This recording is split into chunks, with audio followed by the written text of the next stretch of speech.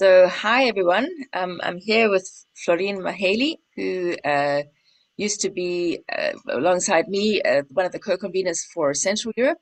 Um, and we're going to be talking a little bit about strategic leadership, but more specifically, how you can go from plateauing to becoming more strategic. So, Florin, would you like to tell us maybe some of your background and also a little bit of a story of plateauing and then going into more strategic leadership? Yes. Hi, everybody. Good to see you, Belinda. It's good to have this time together. Like any other YWAM, I join a YWAM, and the first thing which you learn kind of is to walk in faith. And usually this happens that you get the project, you like the finances, you believe for those finances to come and or people which you need to make the project. And then, on the way, you see God coming through. But slowly things get a bit more complex and complicated because I became the base leader in YWAM Mediaș in that time in 2003. And was a time complicated for Romania because all the things which we knew, and we knew how to have students for the schools which we had in that time, DTS, a Bible course, didn't work anymore. And I was, praying, God give me an idea. And I did many conferences in the church, and then I did short-term missions. And slowly our base started to grow. And, we went from 12 people to 34. We, was a time when Romania didn't, in the beginning, when I started in YWAM, we were dreaming to do outreach in Bulgaria, Serbia, very close. We did not have finances. And suddenly in this new context, we're bringing Romanians to Africa, to Asia, to all the places, like was really flourishing time. And also we were building a base, which was very complicated and hard time. But we were doing everything in the same time. And somebody challenged us in YWAM to adopt places. And we took this seriously. And, we adopted 7 locations, and we wanted to see the YWAM develop. Like, we had great vision. And it seems the Lord gave us success. But after we finished the building, we were supposed to go to the second stage. And that meant that we will build another building in the back. But was very hard 7 years for me to finish the building, because if each month we were lacking somewhere, like we were lacking either in terms of having money for construction because we're doing in stages, or we were lacking in schools money or in outreach somewhere, or I had the staff coming into my office saying I can't do anymore this YWAM life. I'm done, and this was 7 years of my life. And I kind of was done with that to take another building challenge, but I did not admit it to myself. And because I was hiding on this success, like we have 34 staff, we go all over the world, the Lord do a lot of miracles. And honestly, I didn't know that I plateau inside. And I didn't admit it to myself that I have not anymore that life in me to pick up, projects and believe. And I was in a way mimicking that, and the Lord was gracious and even doing miracles, but wasn't the same anymore, wasn't the same life. And in the context of some challenges through our family context, and I moved back to Cluj, and I realized I kind of, if I can put it in words, I lost everything in terms of ministry. Like, I wasn't anymore a base leader. I wasn't anymore, with this hiding behind this success. I have 34 staff and we go all over the world. And then was the moment to realize, oh, actually, I was plateauing. And I went through a rough year. It wasn't a sabbatical necessarily, but I needed to rethink everything. And in that year was the first time, which was in 2015, like if I started plateauing in 2010, but I admitted in 2015, it took me 5 years. I don't know if this happens to men usually, but for me, took me 5 years to admit that to myself. And what was hard in the process, I hurt some people, and was complicated. But that year was very significant to realize, because God gave me something, gave me an idea how we can bring people into YWAM, break my heart for location to start YWAM places. And after in 2015, it was me and my wife, and I convinced one guy to join us as a team for 1 year. And we restarted everything, and this is how ELS in Cluj was birthed. We are not in 34. We don't have 34 staff now yet, but I learned many lessons through this process. I mean, that sounds like a hard process to go through when you kind of are plateauing and you don't realize it. Um, but and when you did realize it, uh, what were some of the things that helped you get out of that plateauing? You've mentioned some, but Um, maybe.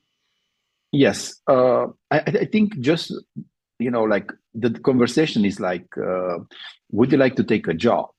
And processing, okay, I go out of YWAM, take a job. No, actually, I'm really called for this. I'm called for pioneering. Like, was a process kind of realizing who I am and what God made me for, and also a process to realize, to admit to myself what I didn't know, because from a small project where you believe for 1,000 euro and you have that miracle to a project that you develop leaders, it's a totally different game, like how you do it. And because we adopted the places and we said we want to see missionaries there and we want to see a while more there, but how you lead that, because it wasn't supposed for me to be hands-on leading, and wasn't like how you do all these things. But I never admitted to myself that I don't know, and I never and it's not so easy just, oh, we pray and God will give us an answer. I would love to be so easy, like you pray and God all the time gives an answer. And I think it was a process to understand that things are more complex. We need to plan. We need to understand how we do discipleship, what values we look for, how we have a difficult conversation with people, because most of the things where we didn't succeed, I can put also fingers on subjects which I did not confront at people. Like I just let it go. They have too much challenges. Let's be human, not address certain things. And yeah, I think in it's a lot to dive into, but yeah, realizing what you don't know, make a better plan, uh, continue to believe, have life. That's also very significant. So, I like the fact that you said make a plan, but continue to like have the faith, like you had. So maybe you can share a little bit about how like ELS is now building houses in Romania and in the Ukraine, and I think you did some in Turkey, Turkey um, and Mexico. and Mexico. Um, how, how have those lessons from that time of plateauing helped you kind of get the success that you kind of are in your ministry right now? Yeah, what I learned in the previous season when I was in Mediash, like you need to have a project, either mission festival or how is now the sand, something which you come out in the church world and you kind of, if you can use a business term, you brand yourself, like people know you through that. And I came into a city and because I studied philosophy, I thought, I will do work with students and, try to go more towards the direction of worldview. But God, that's important to keep the faith. You as a base leader, you can't have everything planned. And God kind of led us because a poor lady asked us to go and build for her a home. Um, God led us through this. And if I will not build that first home, I will never imagine myself building homes. Mm. But because we built that and we saw the effect, and was the right strategy for our city, because our city, they have Christian teaching. We have very good churches. We have 11 Baptist churches. I don't know if it's the new one appeared. We have 17 Pentecostal. I don't know how many brethren churches. And some of them, they have more than 1,000 people, like Christian in the churches. Like they were not expecting me to come and teach them. And yeah, but coming up with a practical project for them, That was really something which they felt it, as a need, because they were good in prayer, they were good in teaching, they were good in worship, but in a practical outreach, they were not good. But I didn't know that. But because God, I believe He will find a way, He gave me. But then comes the planning side. When I realized, this is the way how around this idea I will build a base, then I needed to go more towards the planning part. Uh, yeah. And I knew this from, like, in Medias, we were taking people in short-term outreach all over the world. I remember once I did a statistic. I don't know if it was correct statistic. I don't want to brag. I think we're around 500, which I calculated approximately Romanians who went out in short term.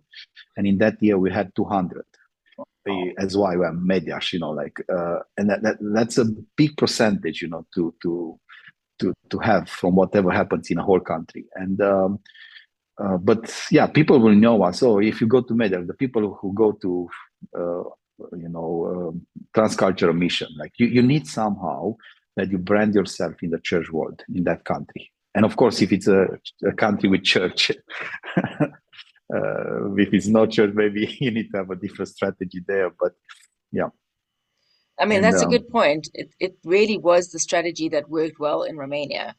mhm. And Yeah, so but what I liked about what you said is God gave you the strategy in a way. Like, yeah, and I still remember because I was visiting you guys when the Homes for Hope people came, to sort of check out whether they would come and help build houses in Romania.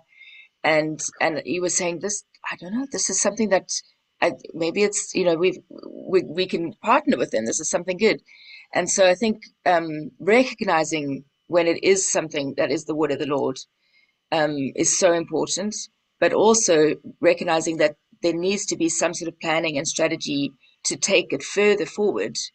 Otherwise, you will just plateau and keep on, just not being able to fulfill everything that God is calling you to do. Um, yeah. yeah. So that, That's but and I think, like, we couldn't just rest. Oh, we built houses. Like when the war started, came a new, like, what is happening now, for a leader. You can't just rest. Like, came a new context, a new situation, and we felt God is asking us to answer it. And it wasn't just 1 month, 2 months. Like, even now, today, we have Ukrainians coming to our table, um, and yeah, like, you can't have the luxury to say, you are very defined, like, because this is what means to keep the apostolic. But when you get the strategy, like, okay, God calls us to love Ukrainians and to answer it, but then you need to make the plans, then you need to do fundraising, then you need to, okay, how you cook, like, all the details, like, how you make sure that people not get in a burnout, and you can survive with all these things. Um, and similarly happened now with Turkey. When was the earthquake? We failed to answer it. And what I realize now, it's you can't have, that settled life. You figure it out, because that happened in Medias. I kind of thought I figured it out, and then I stopped. And when came the new idea to answer it, I wasn't at all desiring, to pick up the project. And this is how base, it's great that God is giving us, the idea, and He walks with us, but then you need to make all the plan and the management and relationships and, yeah, all these things. well, I think that's all the time we have for this LDX. I wish we could talk for longer, but I think you've given us some really good things to think about, and yeah, challenge us in our thinking of how to be both apostolic but strategic at the same time. So thank you, Florin. Thank you. Bye. Bye.